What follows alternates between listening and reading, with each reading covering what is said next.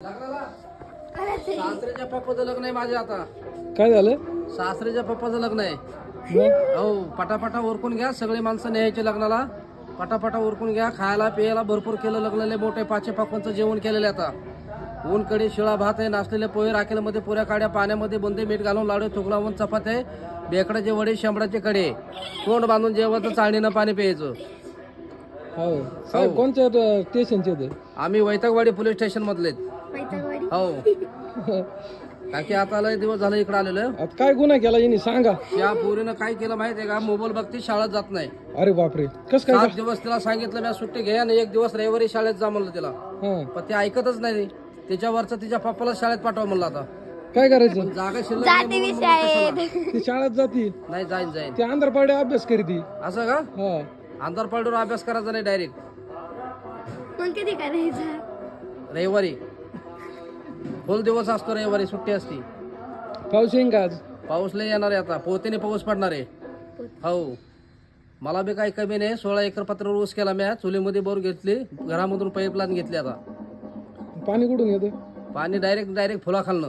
हो, आणखी ताकच करायचं. मग आता काय अटक करायचं काय? आता केस तुमची डायरेक्ट न्हाव्याकडे पाठवा म्हणलं आता. अरे बापरे, मग आमच्याकडे मिटत नाही ना तुमचे केस, डायरेक्ट न्हाव्याकडे. हो मॅडम, काय म्हणते ते? मग मॅडमला साडी घेतली लग्नामध्ये सासऱ्याची आमच्या.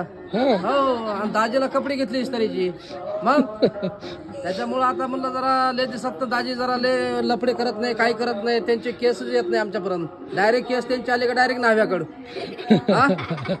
मग बरं काय द्यायचं? मिटवा आता. मिटून टाकायचं? मिटून टाका आता. मग काय करता? सोप्यात मिटायचं कसं आता? सोप्यात मिटवा आता. काय नाश्ता विष्टा काय? नाही, काहीच नका. आज उपास सासऱ्याच्या पप्पाचा. हा, खिचडी होती रातची उरलेली. नाही, पण सासऱ्याच्या पप्पाचा उपास आहे त्यामुळे मला चलत नाही रातची खिचडी. ताजी आहे, कालच केली. काल केलेले का? हा, काल केलेली परवा ताजी. दिवशी केले असते खाली असते. हा का? मग बर बर. आता लय दिवसात नालो देऊन टाका तुम्ही. आता साहेबांना बक्षीस 101 रुपया. बर बर, ठीक आहे काकी, तुमच्या आशावर आलो मी एवढ्या लांबून. कुठून आले? श्रीगोंद्यावरून. पाय मधल्या मार्गी गाडीने आले? पाय आले? हे 2 चाकाच्या गाडीवर. लायसन धुवायला. बरं चला, आज सकाळ आले श्रीगोंद्यावरून आणि बऱ्याच दिवसांनी गावात आले. अंकिता बघितलं तू कधी असं? कोण आहेत माहिती आहे तुला? हे बिनपगारे साहेब, फुल अधिकारी, दंगल चाले घरी. माहिती आहे? रायडर नाही, काय म्हणते तुमची खरी ओळख सांगा, काय म्हणते? महाराष्ट्र भैरवपे कलाकार तानाजी अर्जुन सावंत, श्रीगोंदा तालुका, अहमदनगर, अहिलानगर जिल्हा. हा, तर बहिरूपी म्हणते त्यांना, यांना म्हणजे रायरन बिरन म्हणतात ना, तसं काय नाही. विनोदी म्हणजे ते फक्त हसून जातात माणसाला, बाकी काय नाही. बरोबर ना? बरोबर. जय महाराष्ट्र. जय महाराष्ट्र. धन्यवाद. यंदा 50 वर मिटवलं साहेब. मग काय करता आता? 101 पाहिजे होता तुमच्याकडून, पण आता 50 वर मिटवलं तुम्ही. आता जाऊन द्या एवढ्या वेळेस. पुढच्या वेळेस आलो का? पावती नका देऊ. पुढच्या वेळेस आलो का डायरेक्ट तुम्हाला सुट्टी नाही तर का नाही. तुम्ही जर असा पगार केला का डायरेक्ट गुळे घालून पाया खालनं. हो, 3 दिवस आंघोळ बंद तुमची.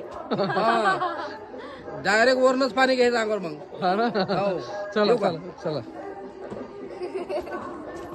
हा, कमून असं ती पाय घालून गोळी घाली.